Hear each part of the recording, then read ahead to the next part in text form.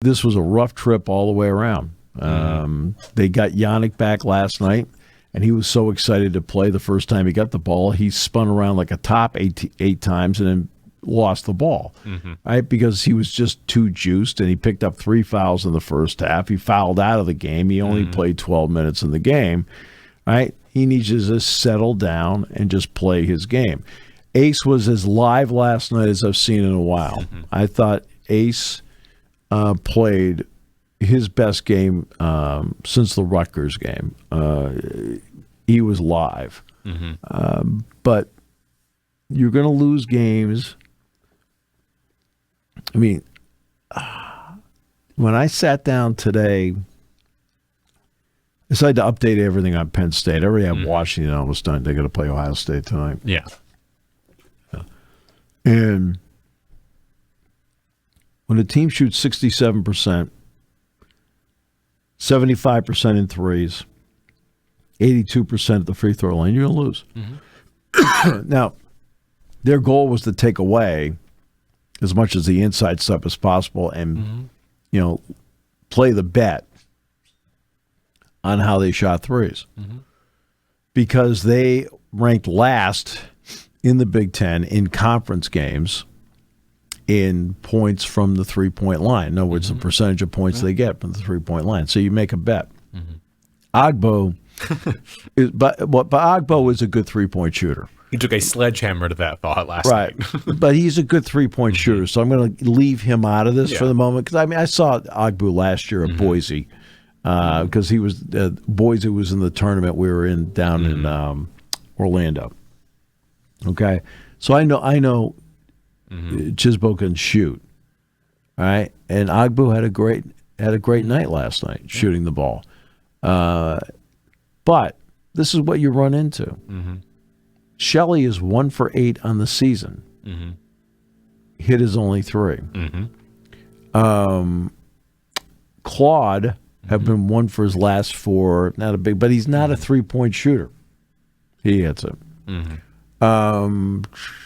the other kid? Yates or St. Thomas? No. St. Thomas hit 1, and he'd been 1 for his last 12. Yates can hit them. That's not Yates actually has been hitting them. Yeah, he went 2 for 2 as well. He was 7 of his last 13 in threes coming in. Trying to think who else. Those are the other ones that hit threes last night. Those are the five guys to hit them. Yeah, St. Thomas. Like St. Thomas, 3 of them had combined to hit 3 of their last, I think. 3 of their last 32, and all of a sudden, all 3 go 3 for 4. You're like, really? You're sitting there going, like one guy took the shot. I'm like, I'm good, brother. Yeah. And then Agbo goes 7 for 9, right? Which is just but again, it's not like he's not capable of doing that. He actually is. I mean, and by the way, he had not been shooting. He had been 4 for his last 15 in threes coming in. But look, and so you're not going to win any kind of game like that. You're just going to have no shot in something like that. And part of it is they had the ability to drive the ball and then kick the ball back out. You got to be able to keep yourself between the ball and the basket. And the underrated part of what we saw last night was the fact that USC was 16 of 21 in layups, right? Which means they were getting in there and making the shots that they got and making plays. And I thought Josh Cohen, I had a really nice talk with Josh before the game last night because Josh came over to me because he went to St. Francis his first 2 years, and he said, "Mr. Jones, you know Rob Krimmel?" I said, "Yeah." I said, "Of course I do." I said, "Rob grew up in State College."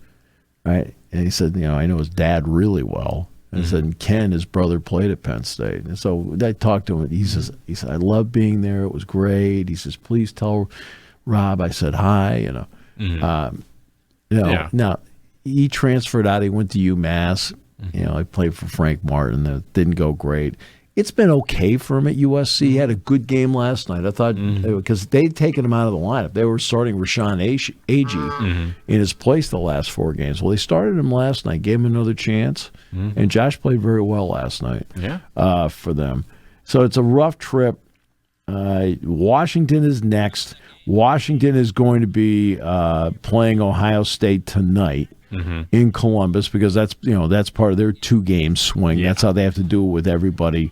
Either you go out there and play 2, or they come here and play 2. And of course, the 2 they always do is the Ohio State Penn State swing. The other swing is when they come east, if they have to play Rutgers and Maryland. They do that as a combo. So that's who they have next. They're playing a little bit better. I don't think that's. Danny Sprinkle's a very good coach. Grado Sabar is a really, really good player. Louis Courtwright is not going to play against Penn State. He did not make the trip. He has been suspended. And we don't know how long the suspension is going to be, but he is not on the trip, and he will not be, and he will not play. And Penn State is now sitting here. They have 6 games remaining on their schedule for the season. Washington, as you said, coming up this Saturday. Then Nebraska, on the road to Minnesota, on the road to Indiana, home to Maryland, and then on the road to Wisconsin to wrap the season up. 6 games, and they currently, as things sit, are in the bottom of the Big Ten in terms of where they are standing-wise. And, of course, to get in, you have to not be a bottom 3 team. That's right. So I put the question on to you.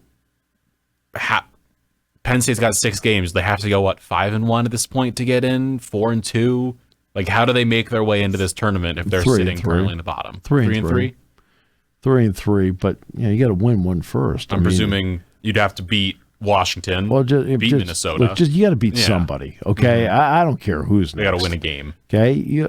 That's what it comes down to. You have to beat somebody and get some good feeling somewhere. Yeah, which changes at least the mental attitude about, because losing's difficult. It also reminds you of how rewarding winning is, because winning is really, really hard. But you've got to be able to go out and you got to execute, stay connected. You got to get games to the last 5 minutes where you've got yourself a chance to win. They did not have a chance to win with 5 minutes ago at UCLA. Did not have a chance to win with 5 minutes ago at USC. There's no doubt to me that the damaging loss was the one at Michigan. The one at Michigan, they are up, 5 points, 2 minutes to play, had played really well over the 38 minutes to get there. Now, because again, you can talk about Iowa being a 1-point game, but Penn State came back, and if they won it, it would have been basketball robbery. Yeah. Okay? But they still had the ball with a shot to win the game. Michigan was different. You're on the road. Sunday's practice on Super Bowl Sunday was outstanding. Or it was AFC NFC Championship game Sunday. Was outstanding. I mean, like really. Yeah. I mean, I walked out there going, man, that's a heck of a practice. And then they went out and they played that way. Right? And normally when a team has the lead like Michigan does, and you lose the lead because Penn State took it away from them, you don't normally find another gear. It's a lot like in horse racing where they're coming down the stretch run. Horse has the lead. Horse gets passed. 9.5 times out of 10. Yeah. Okay. Maybe the horse that passed him doesn't win. Right. But the horse that got passed is not going to win. And all of a sudden, boom, it resurrects itself and wins. And that's happened a few times. Yeah. Okay. We sit back and go, really? Well, that's what happened here. Normally when a team is in that spot and they lose the lead like that, and they're down 5, so you're down 2 possessions. And I remember exactly what I said on the broadcast, verbatim. When Michigan had the ball down 5, there was just under 2 minutes to play. I said, now here's the key part right here. Penn State stopping a score makes it a 3-possession game. Well, they didn't get the stop. And they didn't get the score. And you just kind of wonder what that did to the team, because right now they're in this spot. 92 speaks for itself, but it's the fact that this team was a wide open scoring team where 80 was not a problem for them. Okay, in fact, let's take a baseline of 70. Well, they've scored 70 or more in 19 games this season. Not an issue. Yeah. But they haven't scored more than 70 during this run. The last time they scored more than 70 points was that Michigan game. Right? They have not scored over 70 since. They have struggled offensively, compounding, of course, with the defensive part of it. I think in some ways they're letting maybe the defense affect the offense. They did have a lead on Minnesota, but then Minnesota passed them. As soon as Minnesota passed them, Penn State could not catch up to them. It's been that kind of run. Losing Puff Johnson has been big in so many ways. Big in ways that a coach appreciates, anybody that's around it on an everyday basis appreciates, because he does a lot of things that maybe the fans don't hear and may not see. Yeah. And that's not a put down on the fans, because you're not going to be able to hear, right, in a full gym, the band's playing, the cheerleaders, you're, whatever, you're cheering the whole thing. You won't be able to hear, like we always talked about John Hara being, quote, the mother hen back there directing everybody. Well, you do that through communication. The fans could never hear that. Yeah. Right? You hear it when you're in an empty gym at practice. That's Puff Johnson putting guys in the right spot, right? When they beat Purdue, people forget that, like, in that game, Yannick got into a little bit of foul trouble, so Puff played the 5, right? And there's other games where he played the 5. Right? Good offensive player, can hit the 3, gives you some length, a veteran, been around the block, communicates, puts people in the right spots, makes relatively few mistakes himself. That was on a team that is thin. That was a huge loss, because there's dominoes to that loss. And they have not really played well since they lost him. That one hurt. It's not as if other things haven't happened. But, for example, Nick Kern is much better as a player in 2 ways. Coming off the bench, and instead of playing 35 minutes, he's much better when he's playing 20 to 25 minutes. You tell him to sprint for 20, 25 minutes. Yeah.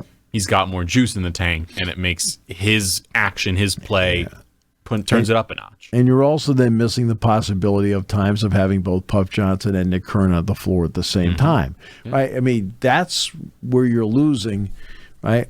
A guy that has extremely underrated basketball sense that made a difference to other players and made a difference in the program. You don't have that any longer. Now, Nick is starting. He's better in that 20 to 22, 23-minute stretch as opposed to giving you 35.